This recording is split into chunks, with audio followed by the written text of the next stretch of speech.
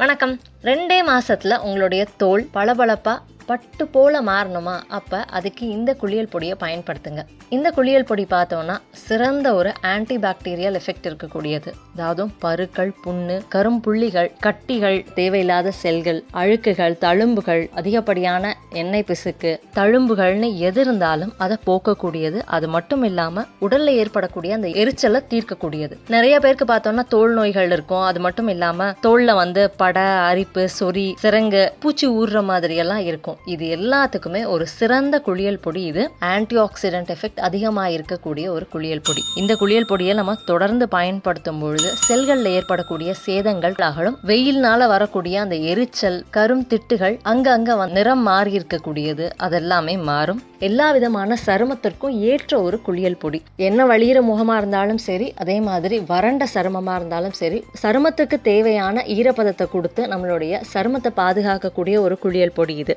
ரொம்ப எளிமையாக 2 பொருட்களை மட்டும்தான் நம்ம பயன்படுத்த போகிறோம் இந்த குளியல் பொடிக்கு. பெண்களுக்கு இருக்கக்கூடிய ஒரு மிகப்பெரிய பிரச்சனை என்ன அப்படின்னா, முகத்தில் இருக்கக்கூடிய தேவையில்லாத ரோமங்கள். இதை போக்குறதுக்கும் இந்த குளியல் பொடி நமக்கு பெரிய அளவில் உதவி செய்யும். இந்த குளியல் பொடி பார்த்தோன்னா இயற்கையான ஒரு மனம் இருக்கக்கூடிய ஒரு குளியல் பொடி. இந்த குளியல் பொடியை தொடர்ந்து பயன்படுத்தும் பொழுது முகத்துக்கு மட்டும் கிடையாது, நம்மளுடைய உடல் ஆரோக்கியம் மேம்படும், நம்மளுடைய மனநிலையில் மாற்றம் ஏற்படும், ஹார்மோன் சார்ந்த பிரச்சனைகள் தீர்றதுக்கு ஒரு சிறந்த எளிமையான வழி அப்படின்னு கூட இந்த குளியல் பொடியை நம்ம சொல்லலாம். ஏன்னா இந்த குளியல் பொடியை பயன்படுத்தும் பொழுது உடலில் தோள்களில் இருக்கக்கூடிய நச்சுக்கள் வெளியேறும். அது மட்டும் இல்லாமல் உடலினுடைய அதிகப்படியான உஷ்ணத்தை குறைக்கிறதுக்கு இந்த குளியல் பொடி உதவும்.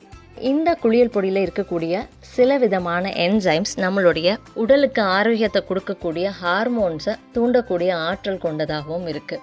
இந்த குளியல் பொடியை தொடர்ந்து பயன்படுத்தும் பொழுது வியர்வை துர்நாற்றம், உடலில் ஏற்படக்கூடிய துர்நாற்றங்கள் அகலும். ரசாயனங்கள் அதிகமாக பயன்படுத்துறதுனால வரக்கூடிய நிறைய விதமான தோல் பிரச்சனைகளுக்கு ஒரு சிறந்த தீர்வாகவும் இந்த குளியல் பொடி இருக்கும். இந்த குளியல் பொடி யாரெல்லாம் பயன்படுத்தலாம் அப்படின்னா, பிறந்த குழந்தையிலேருந்து எல்லாருமே பயன்படுத்தலாம். நல்ல ஒரு மென்மையான சருமத்தை கொடுக்கறதுக்கு இது உதவி செய்யும். ஆண்களுக்கு இதை எப்படி பயன்படுத்தலாம், பெண்கள் இதை எப்படி பயன்படுத்தலாம் அப்படின்றத நம்ம பார்க்கலாம்.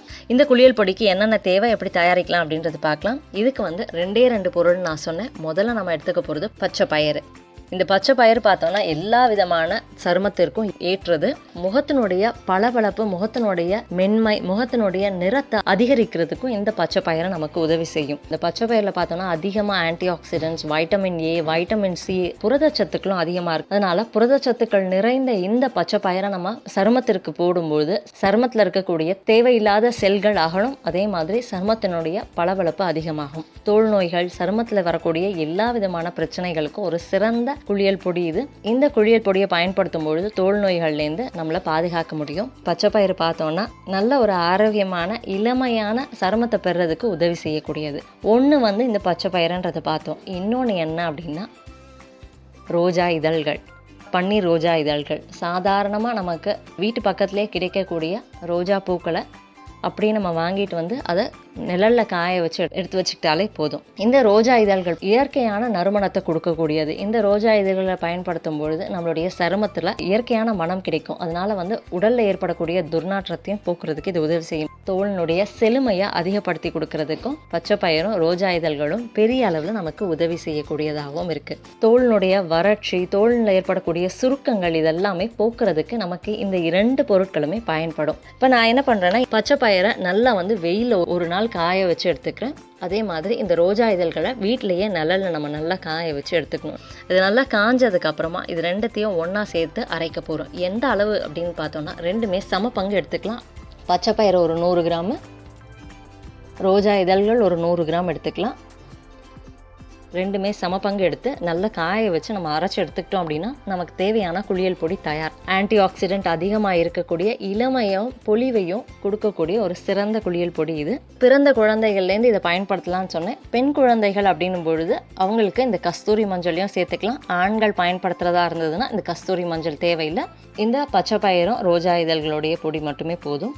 இதை எப்படியெல்லாம் பயன்படுத்தலாம் அப்படின்னு பார்த்தோம்னா, இதை வந்து நம்ம அன்றாடம் குளிக்கிறதுக்கு பயன்படுத்தலாம். அதாவது குளிக்கும் பொழுது இதை நல்லா வந்து தண்ணியில் கலந்து விட்டுட்டு அதை வந்து உடல் முழுவதும் தேய்ச்சி ஒரு 5 நிமிஷம் ஊற வச்சு நல்லா மசாஜ் பண்ணி விட்டுட்டு அதுக்கப்புறமா குளிக்கலாம். ஒவ்வொரு நாளும் இரவு படுக்கிறதுக்கு முன்னாடி ஒரு 10 நிமிஷம் ஒரு பேக் மாதிரி முகத்தில் போட்டுட்டு படுக்கும் பொழுது நல்ல ஒரு மாற்றமும் கிடைக்கும், முகப்பொலிவும் அதிகமாகும். நல்ல முகத்தை கழுவிட்டு அதுக்கப்புறமா வந்து இதோட தேன் கலந்து அதை வந்து முகத்தில் ஒரு 10-15 நிமிஷம் போட்டுட்டு அதுக்கப்புறம் நல்ல ஒரு குளிர்ந்த நீரில் முகத்தை கழுவிட்டு நைட் படுக்கும் பொழுது ஒரு மாசத்திலேயே நமக்கு வந்து முகத்தினுடைய நிறம் அதிகரிக்கிறது பார்க்க முடியும். அது மட்டும் இல்லாமல் முகத்தில் ஏற்படக்கூடிய அந்த கரும்புள்ளிகள், திட்டுகள், கட்டிகள் எல்லாமே மறைகிறதையும் நம்ம பார்க்கலாம். அதிகமாக வந்து வெயிலில் சுற்றுறவங்க இல்லை அதிகமாக உடலில் வறட்சி இருக்கிறவங்க காய்ச்சாத பச்சை பசும்பாலில் இந்த பொடியை கலந்து நல்லா வந்து ஒரு 10 நிமிஷம் இரவு படுக்கிறதுக்கு முன்னாடி ஒரு பேக் மாதிரி போட்டு குளிர்ந்த நீரில் கழுவுறோம் அப்படின்னா நல்ல ஒரு மாற்றம் கிடைக்கும். முகத்தினுடைய நிறம் மாறும், நல்ல ஒரு மென்மையான சருமத்தையும் பெறதுக்கு அது உதவி செய்யும். இதோட தயிர் சேர்த்து அதை வந்து முகத்தில் பேக் மாதிரி ஒரு 10-15 நிமிஷம் போடும்பொழுது முகத்தில் ஏற்படக்கூடிய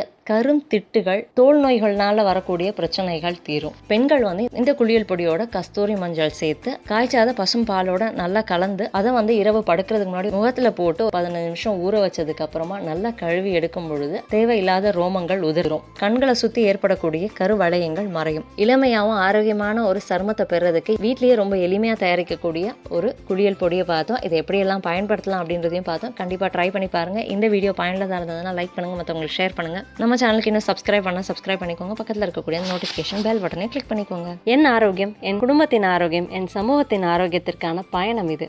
கைகோர்ப்போம், ஆரோக்கியத்திற்கு விதையாவோம். நன்றி.